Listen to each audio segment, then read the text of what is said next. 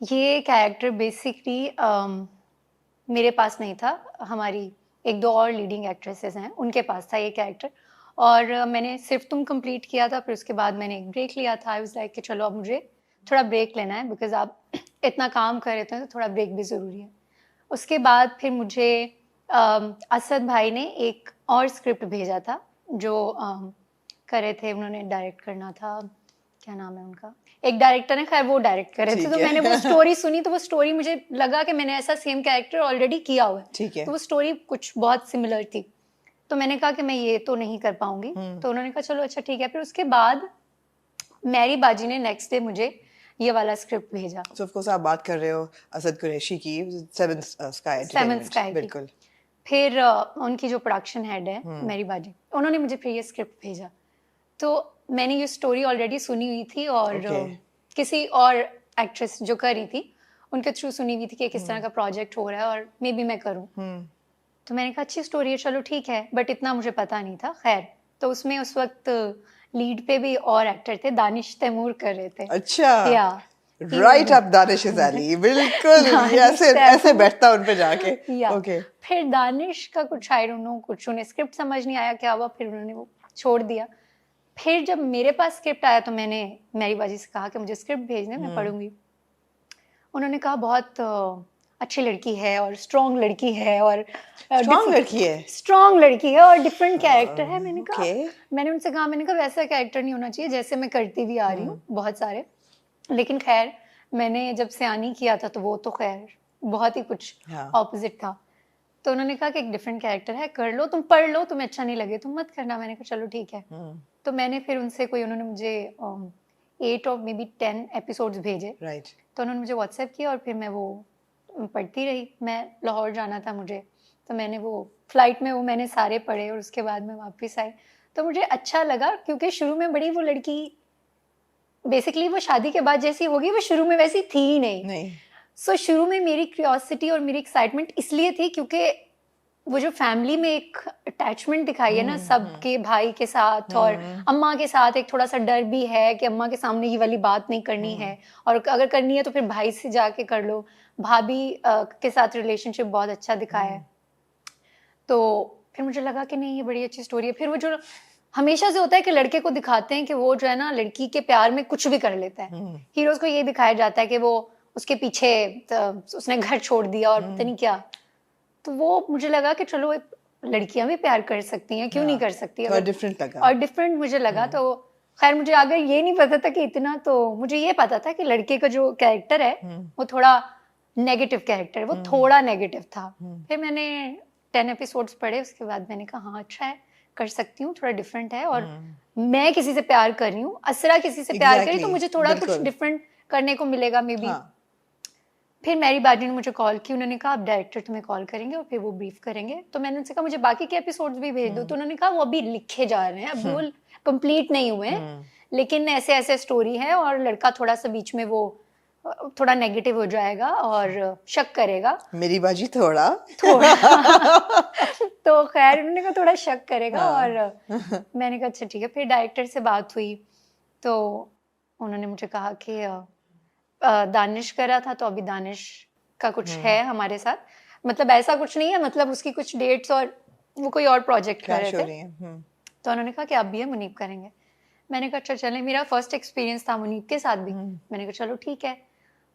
फिर उन्होंने मुझे स्टोरी सुनाई और फिर मैंने उनसे पूछा, मैंने कहा ये लड़की लाइक थ्रू आउट इतना ही चुप रहेगी जितना आप मुझे बता रहे हैं कि उसके साथ ये भी हो रहा है? क्योंकि मुझे वो जब बता रहे थे तो मुझे बता रहे थे कि लड़की एक पॉइंट पे पागल भी हो जाएगी। तो मैंने कहा ये थ्रू आउट लाइक इतनी ही डम रहेगी कि ये कुछ भी उसको बोलेगा और ये सुन लेगी। और अगर एक लड़की शुरू में इतनी ब्लंट है कि अपनी फैमिली के साथ, अपने भाई से अगर अपने रिश्ते की बात कर रही है कि मुझे एक लड़के से प्यार है, तो मैंने कहा ये सहलेगी इतना सब, जिंदा लाश बन जाएगी। तो उन्होंने कहा कि जब इंसान जब किसी से प्यार करता है तो वो फिर बहुत सारी कुर्बानियां भी देता है।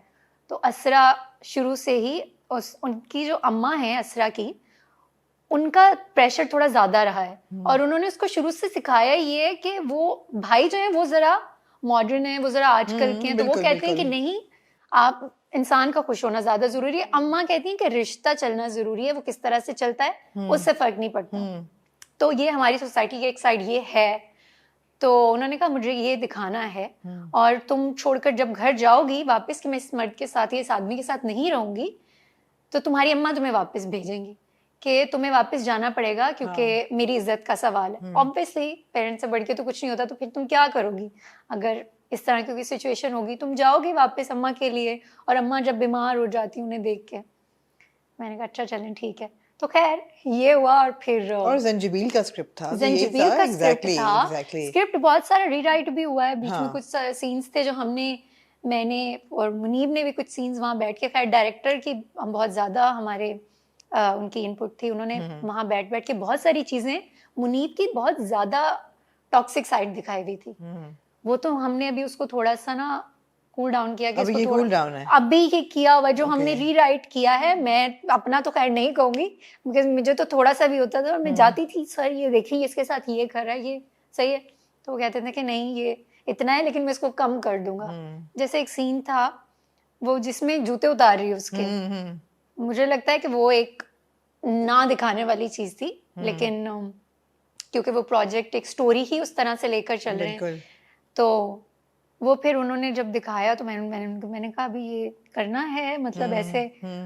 तो खैर उन्होंने कहा हाँ ये करना है और ये दिखाना पड़ेगा, बिकॉज फिर उसको एंडिंग अगर उस तरह की हमने दिखानी है ना कि उसको पछतावा है या उसके साथ ये उसको छोड़ के चली गई है, जो भी एंडिंग होगी मैं बता नहीं रही हूँ लेकिन जो भी एंडिंग होगी तो उस हिसाब से अभी इसके साथ इतना होना चाहिए। तो खैर मैंने कहा चलें ठीक है, बिकॉज मैं प्रोजेक्ट साइन कर लेती हूँ तो फिर मेरी रिस्पॉन्सिबिलिटी है कि मैं उसे कंप्लीट करूँ। बिल्कुल यू नो डायरेक्टर की कॉल है कि वो क्या चाह रहे हैं। But you doing a very good job. जो भी इस तरह का कैरेक्टर है और जैसे उसका होना चाहिए, मिस्कीन सी ही लड़की है ना, हाँ, जो कि प्यार है, लेकिन अब माँ ने एक दफा कह दिया कि जाओ निभाओ और अपना घर बसाओ, जो भी हो। और अभी भी वो यही कह रहे हैं कि तुम्हारा मुंह धुला हुआ है तो तुम्हारा कसूर है, तो मियाँ तो तुम्हारी तरफ अट्रैक्ट नहीं होगा। तो जो इवन के अम्मा जब उसे देख लेती हैं किसी और लड़की के साथ, तब भी वो यही कह रही है। तो अम्मा ज्यादा टॉक्सिक है अम्मा भी टॉक्सिक है, मतलब हस्बैंड तो टॉक्सिक है ही सो है, लेकिन अम्मा भी काफी माशाल्लाह से टॉक्सिक है। बस वो चाह ये रही है कि ये रिश्ता किसी ना किसी तरह से चल जाए, ये घर ना आए, और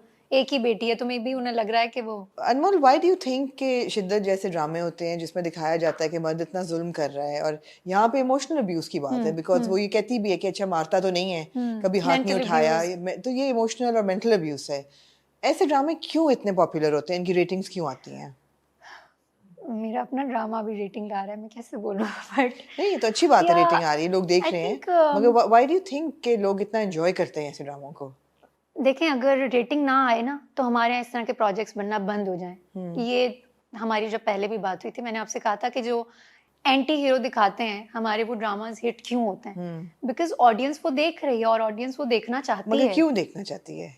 सवाल तो ये है कि क्यों। और मुझे लगता है कि हमारे यहाँ जितनी ज़्यादातर ख़वातीन हैं वो ज़्यादातर अट्रैक्ट होती हैं एंटी हीरो से, जो मैंने नोटिस किया। मैं वो नहीं करी, this is what I feel कि एंटी हीरो ने जिस तरह से बहुत सारे अभी कैरेक्टर्स हिट हुए हैं हमारे ड्रामास में, वो सारे एंटी हीरोज थे। बिल्कुल। बाद में दे फेल इन लव और फिर जो भी वो अच्छे इंसान बन गया एंड ऑल।